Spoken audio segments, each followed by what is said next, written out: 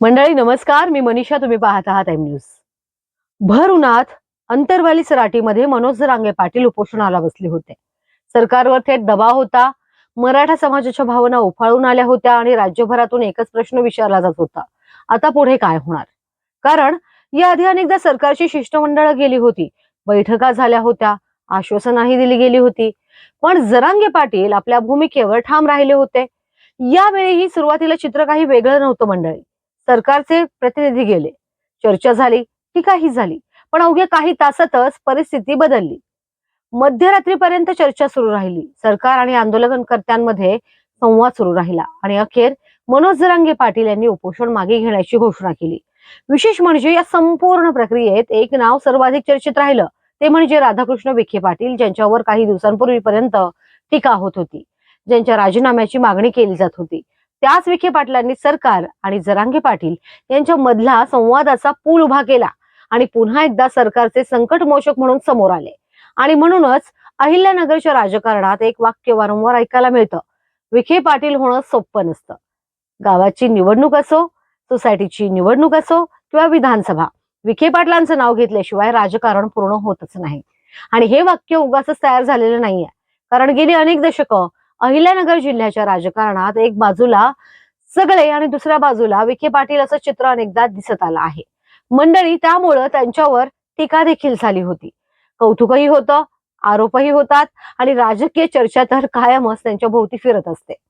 पण गेल्या काही महिन्यात राधाकृष्ण विखे पाटील यांची एक वेगळीच भूमिका राज्यानं पाहिली. ती म्हणजे मराठा आरक्षण आंदोलनाच्या काळात सरकारचे संकटमोचक म्हणून मनोज जरांगे पाटील यांचं आंदोलन हे फक्त आंदोलन नव्हतं, ते सरकारसाठी मोठं राजकीय आव्हान होतं. एकदा मुंबईत आणि नंतर अंतरवाली सराटीत. दोन्ही वेळा परिस्थिती अतिशय संवेदनशील होती. एका बाजूला लाखो मराठा समाजाच्या भावना, दुसऱ्या बाजूला ओबीसी समाजाचे हितसंबंध, तिसऱ्या बाजूला विरोधकांचे राजकारण आणि चौथ्या बाजूला सरकारवर वाढणारा दबाव. अशा परिस्थितीत आंदोलन नियंत्रणात ठेवणं आणि तोडगा काढणं सोपं नसतं. विशेष म्हणजे सुरुवातीला मनोज जरांगे पाटील यांचा रोष थेट सरकारवर आणि मुख्यमंत्री देवेंद्र फडणवीस यांच्यावर होता. पण जेव्हा मराठा आरक्षण उपसमितीची जबाबदारी राधाकृष्ण विखे पाटील यांच्याकडे आली, तेव्हा जरांगे पाटील यांच्या टीकेचं लक्ष विखे पाटील देखील बनले. इतकंच नाही तर काही वेळा त्यांच्यावर अतिशय कठोर शब्दात टीका झाली.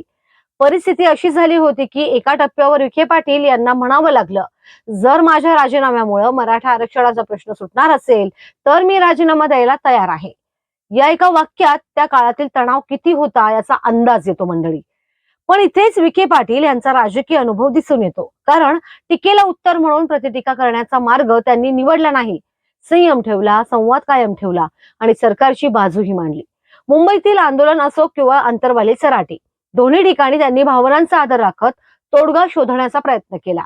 हे करताना त्यांना फक्त आंदोलनकर्त्यांनाच समजवायचं नव्हतं, तर सरकारशी समन्वय साधायचा होता, मुख्यमंत्र्यांशी सतत संपर्क ठेवायचा होता, विरोधकांच्या राजकीय डावपेचांवर लक्ष ठेवायचं होतं आणि सर्वात महत्वाचं म्हणजे आंदोलन चिघळणार नाही याची काळजी घ्यायची होती. अंतरवाली सराटीच्या आंदोलनावेळी परिस्थिती आणखी गंभीर होती. उन्हात बसलेले मनोज जरांगे पाटील, वाढत जाणारी गर्दी, भावनिक वातावरण आणि प्रत्येक तासागणिक वाढणारा दबाव.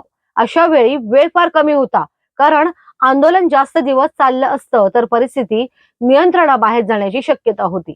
म्हणूनच मध्यरात्रीपर्यंत चर्चा सुरू राहिली आणि अखेर मार्ग निघाला. पण हा यशस्वी शेवट एका दिवसात घडलेला नव्हता मंडळी. यामागे अनेक महिन्यांचा अभ्यास होता. उपसमितीवर नियुक्ती झाल्यानंतर विखे पाटील यांनी मराठा आरक्षणाच्या प्रश्नाचा सखोल अभ्यास केला. जरांगे पाटील यांच्या आंदोलनाची कार्यपद्धती समजून घेतली. कोणत्या कारणांमुळे आंदोलन भडकू शकतं, कोणते घटक त्यात हस्तक्षेप करू शकतात आणि कोणत्या मुद्द्यावर संवाद साधला जाऊ शकतो, याचा त्यांनी बारकाईने अभ्यास केला. मात्र विखे पाटलांसाठी हा पहिला संघर्ष नव्हता मंडळी. 2016च्या कोपर्डी घटनेनंतर जेव्हा राज्यभर मराठा क्रांती मोर्चे निघाले, तेव्हाही अनेकदा त्यांना समाजाच्या नाराजीचा सामना करावा लागला होता. काही ठिकाणी त्यांच्या विरोधात भूमिका घेतली गेली, कार्यक्रमांवर बहिष्कार टाकण्याचे प्रयत्न झाले. म्हणजेच हा संघर्ष आजचा नाहीये, तर जवळपास दशकभराचा आहे. अशा परिस्थितीत जेव्हा मुख्यमंत्री देवेंद्र फडणवीस यांनी मराठा आरक्षण उपसमितीची जी जबाबदारी आहे त्यांच्यावर सोपवली, तेव्हा अनेकांच्या भुवया उंचावल्या होत्या.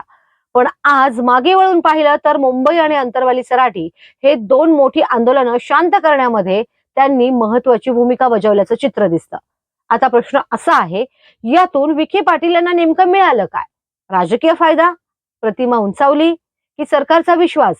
याचं उत्तर प्रत्येकाचं वेगळं असू शकतं. पण एक गोष्ट मात्र नक्की आहे, अशा आंदोलनांच्या आगीत उतरून संवाद साधणं, टीका सहन करणं, दोन्ही बाजूंना सांभाळणं आणि शेवटी तोडगा काढणं हे प्रत्येकाला जमत नाही. म्हणूनच राजकारणात अनेक नेते असतात, पण संकटाच्या वेळी आठवले जाणारे नेते मोजकेच असतात. त्यामधले राधाकृष्ण विखे पाटील. तुम्हाला हा व्हिडिओ कसा वाटला नक्कीच कमेंट बॉक्समध्ये कमेंट करून सांगा. नमस्कार.